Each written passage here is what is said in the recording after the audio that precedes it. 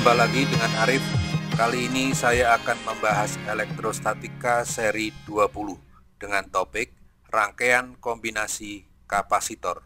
Yuk, kita akan belajar mengenai rangkaian kombinasi kapasitor. Contoh bentuk rangkaian kombinasi kapasitor sebagai berikut. Nah, ini adalah contoh rangkaian kombinasi di mana rangkaian terdiri dari rangkaian seri dan rangkaian paralel. Jika kita menghadapi rangkaian kombinasi, untuk menyelesaikannya perlu diperhatikan sebagai berikut ya. Cara menentukan kapasitas kapasitor pengganti rangkaian. Langkahnya adalah yang pertama, diselesaikan dahulu kapasitas pengganti dari rangkaian yang paling sederhana terlebih dahulu. Jadi contoh dari gambar ini yang paling sederhana adalah yang paling dalam. Ini adalah rangkaian seri, sehingga ini diselesaikan terlebih dahulu dengan lambang CS karena susunannya seri. Setelah itu baru kelompok masing-masing jenis rangkaian seri dan paralel diselesaikan. Jadi ini setelah diselesaikan dengan lambang CS, maka dia akan paralel dengan C4. Jadi selesaikan dulu yang ini, maka yang ini lambangnya menjadi CP. Tentu saja Anda harus ingat rangkaian seri menyelesaikannya pakai apa. Jadi ini pakai seper ya, seper CS sama dengan seper C2 ditambah seper C3.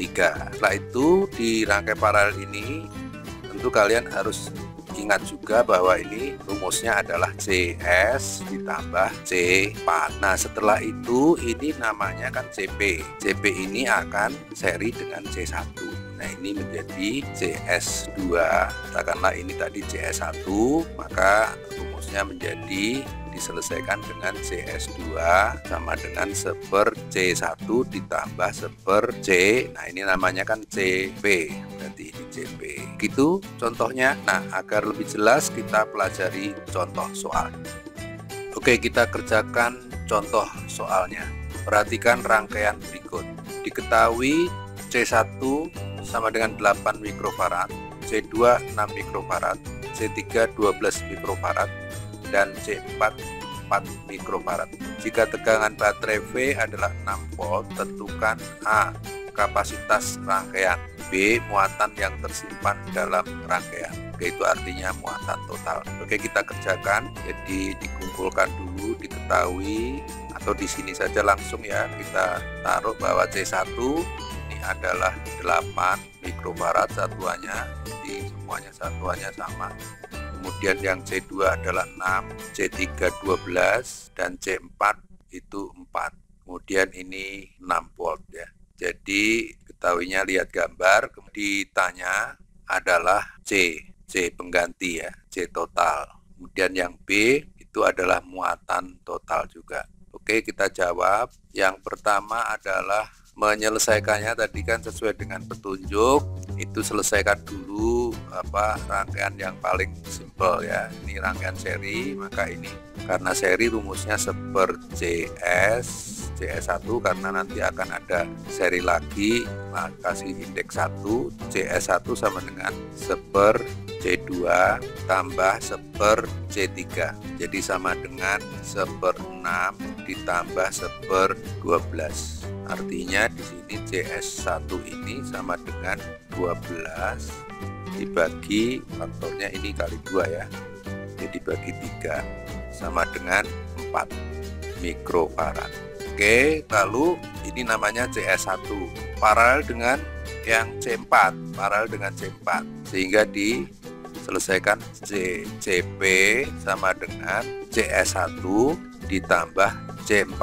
Rangkaian paralel cukup dijumlahkan, jadi sama dengan 4 yang ambil dari sini, kemudian C4 nya 4 juga tambah 4, jadi sama dengan 8 mikrofarad.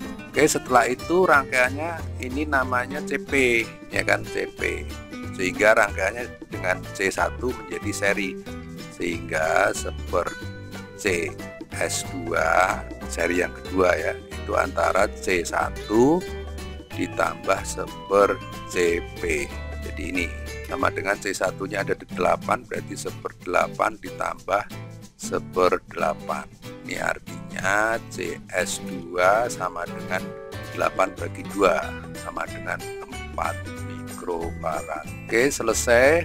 Jawab ini jawaban C totalnya ya, jawaban yang A. Kemudian yang B, ini adalah A. Yang B adalah muatan yang tersimpan dalam rangkaian.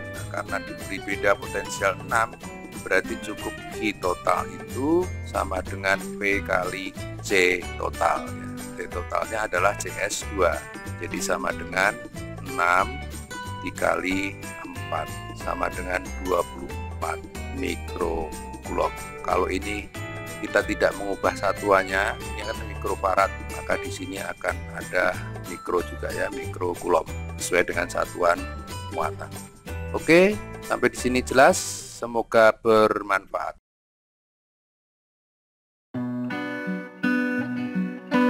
Sekian dari saya, sampai bertemu di video seri berikutnya.